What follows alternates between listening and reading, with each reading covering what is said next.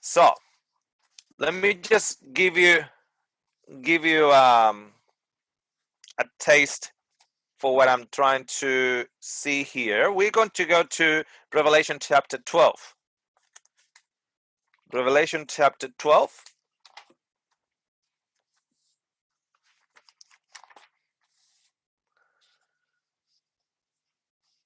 And I'm going to just mention to you here the following. We're going to use for now, and I'll explain to you later. For now, we're going to take Revelation chapter 12, 13, and 14 as summary chapters. What do I mean by summary chapters? In a progressive reading of the book of Revelation, I read progressively in this manner. Chapter 1 is introduction, then presentation of the seven churches, and then I literally read it one page after another, as if the advances are chronologically, all the way to chapter 11.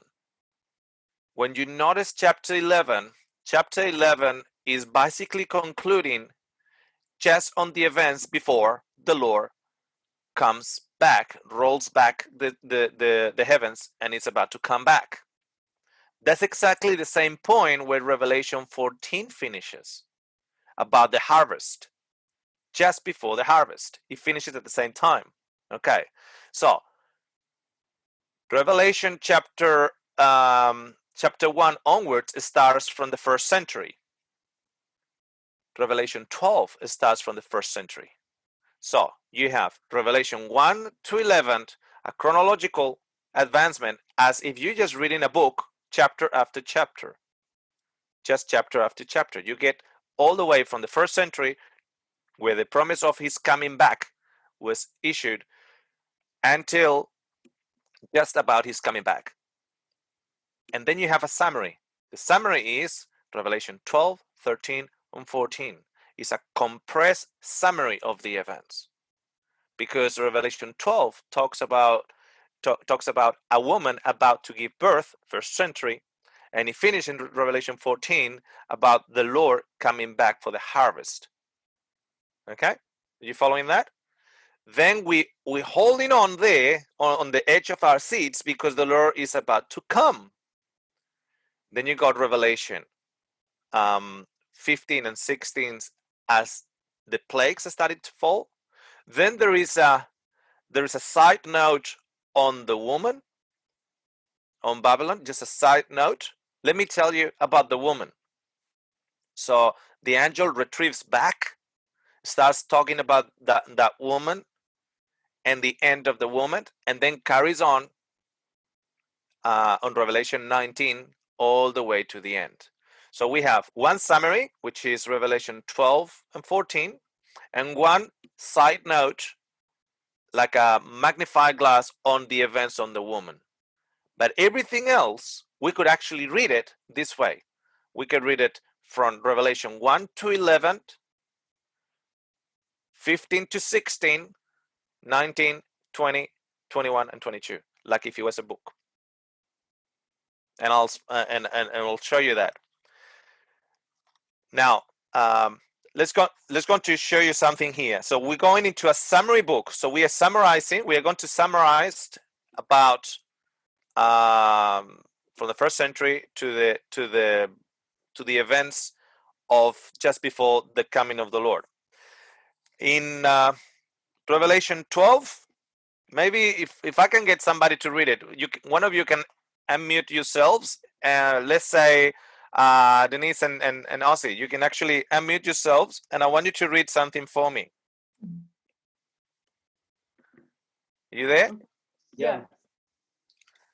Okay, so I want you to read verses 1 to verse. Let's go to verse 6, 1 to 6 in Revelation 12.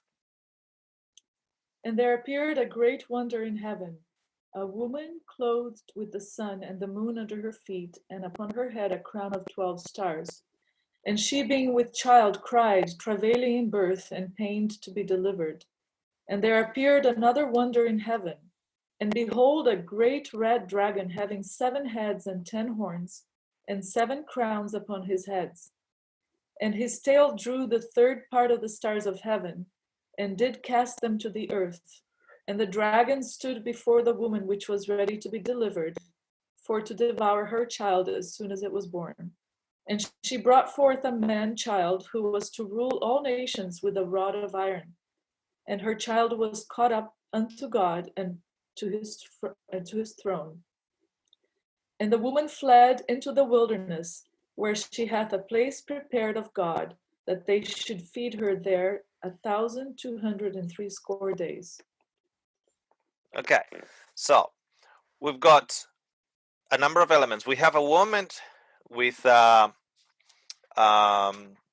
sun and the moon and a garland or a diadem on the head of 12 stars. We have a dragon that is red. How many heads?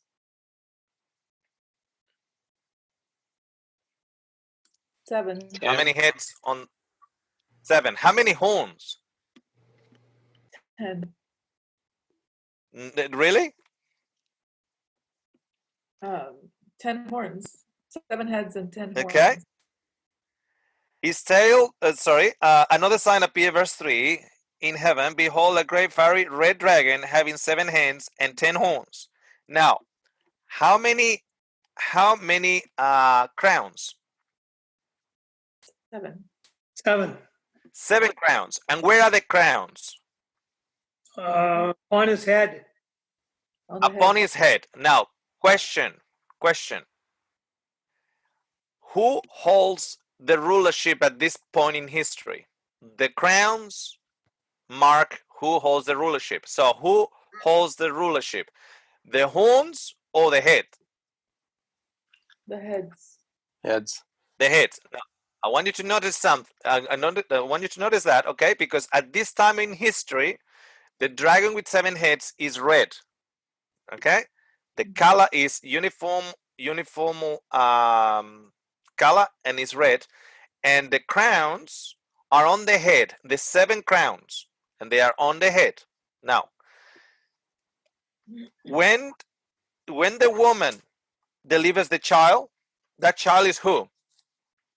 Jesus.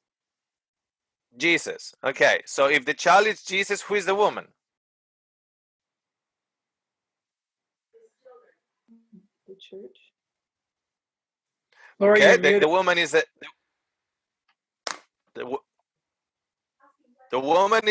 the woman is the church. Yep. We can even mention, okay, well, is it something to do with Mary? I'm pretty sure there's an application to the life of Mary. We know that by the age of 12, Jesus was already in Nazareth, and we know that when he was a baby, he fled into Egypt. We don't know how long was he in Egypt for, and how much Mary, or how long was Mary and Joseph in Egypt. Maybe they were 3.5 years. So I'm not that's not their fulfillment. That it might actually be an application to the actual Mary, but I believe more that it is actually the church that is giving birth to Christ. Now the child is taken up to God, to heaven. Now I want you to notice something, because she flees into the wilderness, okay, and for 1,260 days. But I want you to notice what happens in verse 7. Can Denise, can you read verse 7 for us? And there was war in heaven. Michael and his angels fought against the dragon, and the dragon fought and his angels. Okay, now I want you to notice something, because people will take this verse, will totally ignore the previous 6 verses, and will put this verse as the initial conflict of Satan versus God that expelled him out of heaven. And I'm saying that is definitely an application we can read in Matthew, in Ezekiel 28, how he was actually cast out of the place where the stones of fire from the mountain of God, and etc. But in this context, the application The chronological application is when Satan had a seat in heaven as representative of man, but once the child has climbed up, Satan has no access to that seat in the parliament. Mhm. It's not talking, the fulfillment of verse 7 is not talking about the initial great controversy. It's actually talking about once Christ went up. You just follow the story. It's actually Christ goes up. And it actually makes sense, especially when you keep on reading.